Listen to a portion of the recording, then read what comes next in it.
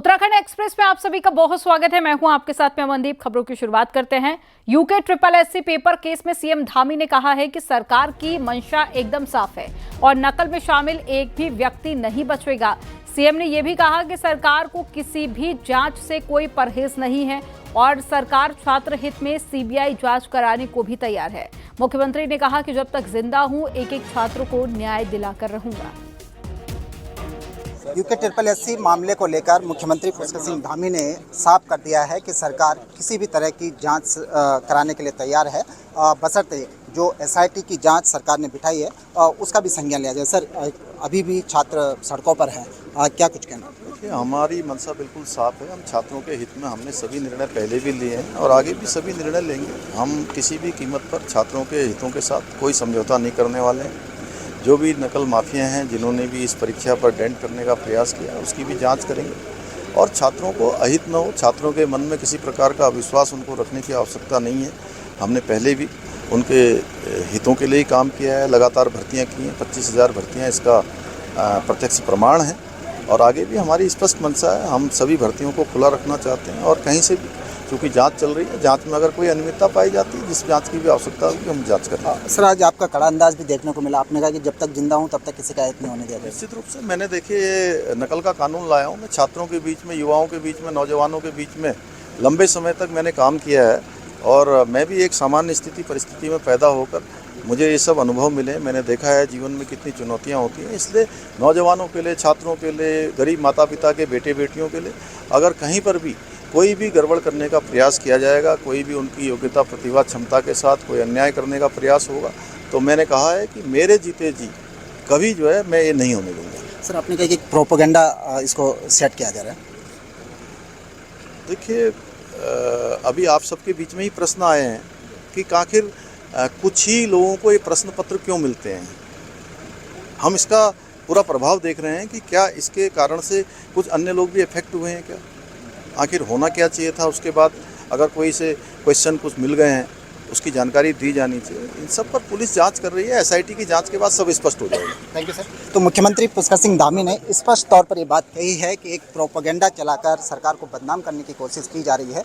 मुख्यमंत्री ने कहा कि छात्र हित में उनको जो कुछ भी करना पड़ेगा, चाहे वो सीबीआई जाँच हो, किसी भी तरह की जाँच कराने के लिए सरकार पूरी तरह से तैयार है। न्यूज़ 18 के लिए देहरादून से सुनील नौप्रभात।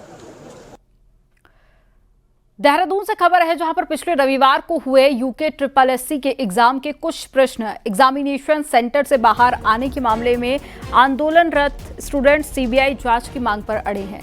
वहीं सरकार ने हाईकोर्ट के रिटायर्ड जज की निगरानी में एसआईटी जांच शुरू करवा दी है और इसी बीच में एसआईटी की जांच की निगरानी के लिए रिटायर्ड जस्टिस यूसी ध्यानी को नियुक्त किया गया है। लेकिन अब रिटायर्ड जस्टिस यूसी ध्यानी रिटायर्ड जस्टिस बीएस वर्मा की जगह पर लेंगे।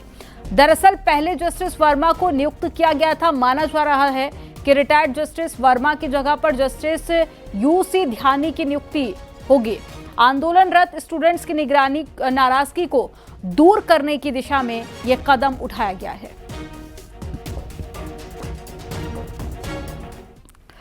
देहरादून के परेड ग्राउंड में इन दिनों युवाओं का धरना चल रहा है, जिसकी वजह से 2 अक्टूबर को दशहरे के दिन होने वाला बन्नू बिरादरी का दशहरा कार्यक्रम बदल सकता है। हालांकि बन्नू कमेटी इस पर राजी नहीं है। आपको रिपोर्ट में दिखाते हैं।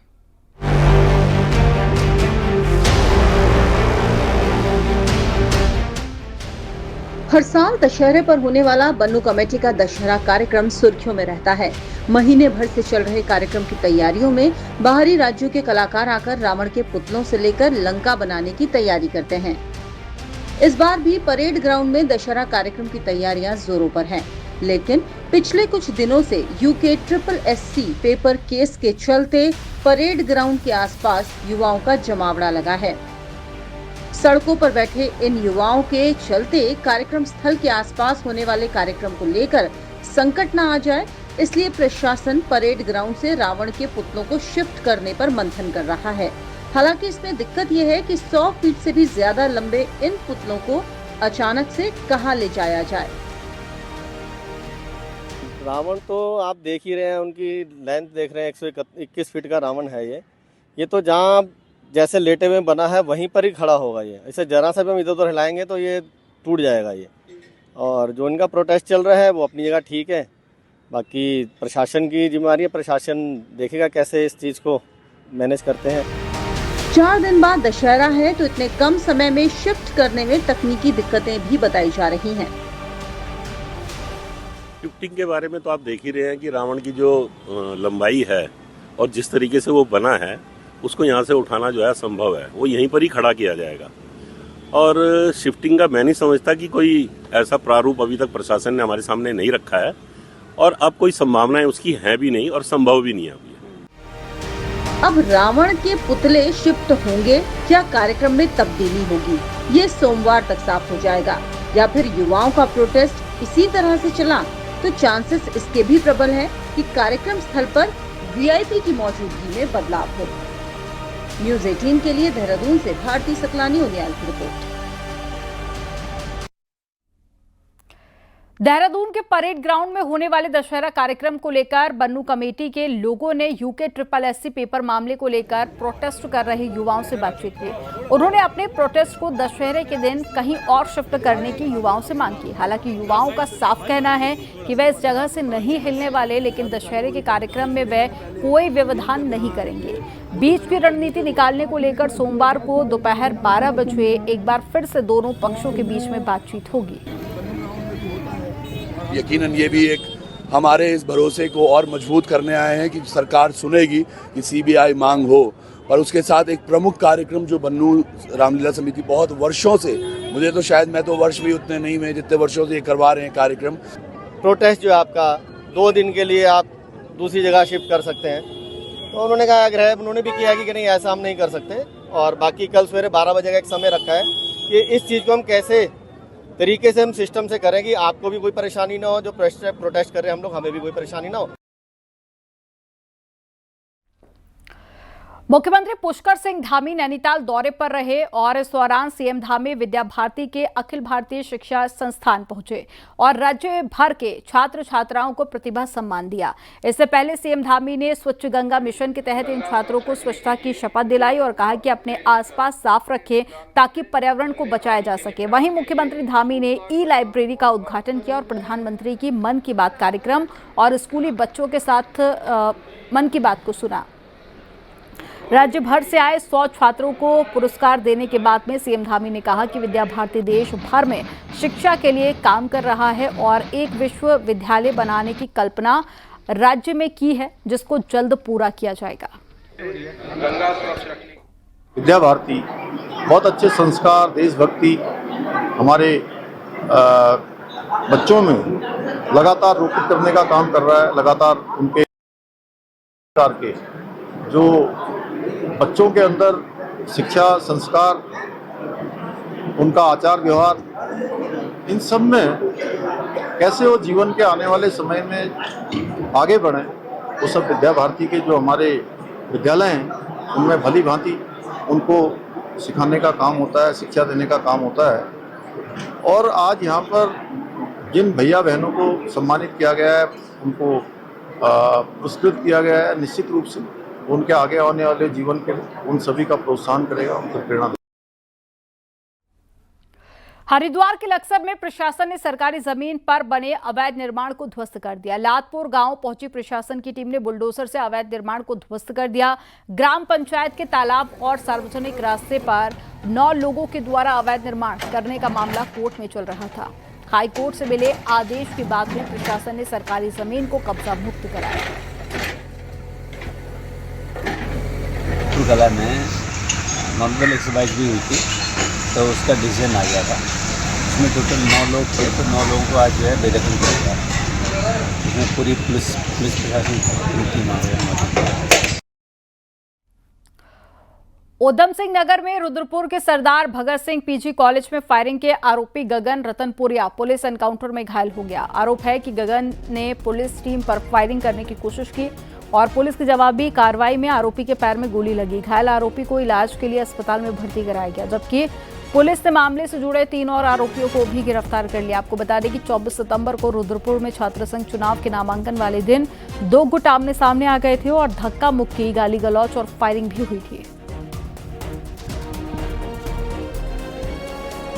दिनांक 24 सितंबर को रुद्रपुर डिग्री कॉलेज गेट पर छात्रसंघ चुनाव के नामांकन के दौरान दो पक्षों के बीच विवाद में फायरिंग की घटना हुई, जिस पर मुकदमा पंजीकृत कर तत्काल कार्रवाई की गई और 3 अपराधियों को गिरफ्तार कर जेल भेजा गया। आज इस घटना के मुख्य आरोपी गगन रतनपुरिया और उसके 3 साथियों को शक्ति फार्म क्षेत्र में पुलिस मुठभेड़ के बाद गिरफ्तार किया गया। गगन ने गिरफ्तारी से बचने के लिए पुलिस पर फायर किया। पुलिस की जवाबी कार्रवाई में वह घायल हुआ और उसके पास से एक तमंचा बरामद हुआ। आरोपी को उपचार हेतु अस्पताल में भर्ती कराया गया है और आवश्यक कानूनी कार्रवाई की जा रही है। इन दिनों हल्द्वानी के गोल पार्क क्षेत्र का एक वीडियो सोशल मीडिया पर जमकर वायरल हो रहा है। वीडियो में बिजली विभाग का एक अधिकारी और एक ठेकेदार पिस्टल दिखाते हुए एक बुजुर्ग को धमकाता हुआ साफ दिखाई दे रहा है। बताया जा रहा है कि वीडियो कुछ समय पुराना है, हालांकि वायरल वीडियो की न्यूज़ 18 पुष्टि नहीं करता।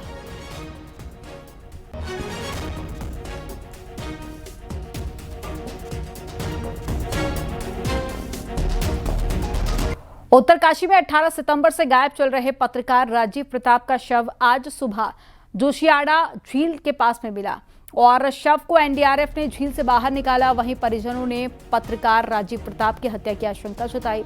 पुलिस मामले की जांच कर रही है। बताया जा रहा है कि मृतक पत्रकार राजीव 18 सितंबर को रात 10 बजे अपने पुलिस साथी की कार लेकर गंगोरी की तरफ निकले थे, जो कार दूसरे दिन भागीरथी नदी में मिली थी। तब से पुलिस, एसडीआरएफ, एनडीआरएफ नदी किनारे सर्च ऑपरेशन चला रहे हैं और आज सुबह जोशियाड़ा झील से शव बरामद हुआ।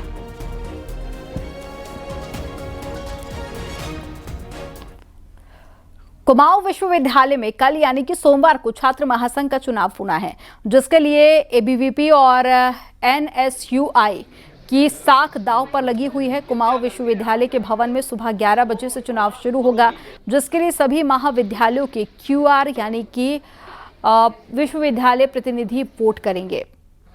आपको बता दें कि 27 सितंबर को हुए छात्र संघ चुनावों के दौरान विश्वविद्यालय प्रतिनिधियों का भी चुनाव हुआ है, जो अब छात्र महासंघ के लिए अपना वोट करेंगे। वहीं विश्वविद्यालय ने छात्र महासंघ चुनावों को लेकर तैयारी पूरी कर ली है और सभी महाविद्यालयों से रिकॉर्ड भी मांगा गया है। वहीं सुरक्षा को लेकर भी इंतजाम किए गए हैं।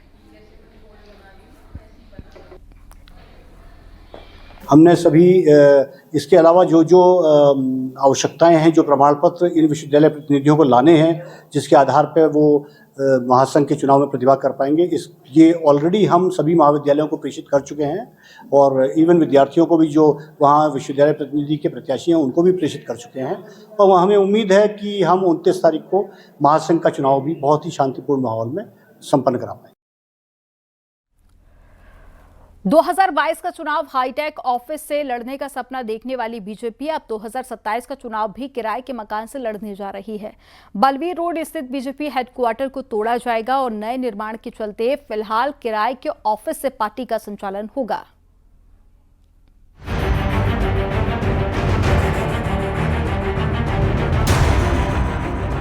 देहरादून के बलबीर रोड पर बना बीजेपी का प्रदेश ऑफिस, जहां से 2022 का चुनाव लड़ा गया, अब टूटने जा रहा है।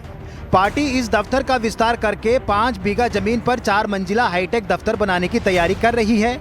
अक्टूबर में इसका ध्वस्तीकरण भी शुरू हो जाएगा। इसके लिए बीजेपी ने 24 कमरों का एक होटल किराए पर लिया है, जहां से पार्टी का कामकाज संचालित होगा और संभवतः 2027 का चुनाव भी वहीं से लड़ा जाएगा। एक ऐसी बिल्डिंग जो एनवायरनमेंट फ्रेंडली हो, ग्रीन बिल्डिंग हो, पहाड़ी उसका लुक हो, इस किस्म की जिसमें सब कंफर्टेबल वर्किंग कर सकें, इसके हिसाब से बिल्डिंग बना रहे हैं हम लोग। दरअसल इससे पहले अक्टूबर साल 2020 में बीजेपी ने रिंग रोड पर 16 बीघा जमीन पर हाईटेक ऑफिस का शिलान्यास भी किया था। तब पार्टी का प्लान था कि 2022 का चुनाव नए ऑफिस से संचालित किया जाएगा, लेकिन विवादों और कानूनी पेच में फंसने के चलते पार्टी का प्लान ठंडे बस्ते में चला गया था। तब तक के लिए हमने अपने कार्यालय को दूसरा शिफ्ट करने का निश्चय किया है। बहुत जल्दी वो स्थान पर हमारा कार्यालय चलेगा और बहुत जल्दी हमारा जो प्रदेश का चुनाव कार्यालय वो सबके सम्मुख होगा। इसके बाद 2027 में हम किराए वाले में से ही लड़ेंगे? नहीं, देखिए, जो प्रयास रहेगा 2027 तक हमारा नया कार्यालय स्वरूप में आ जाए, लेकिन जहाँ भी हम कार्यालय रहेगा हम चुनाव उसी स्थान से लड़ेंगे। दीपावली पर पार्टी नए ऑफिस के निर्माण कार्य का शिलान्यास कर सकती है, जिसे बनने में कम से कम 1.5 साल का समय लग सकता है। साफ है कि 2027 का विधानसभा चुनाव बीजेपी किराए के ऑफिस से ही लड़ने जा रही है। न्यूज़ 18 के लिए देहरादून से सुनील नवप्रभात की रिपोर्ट।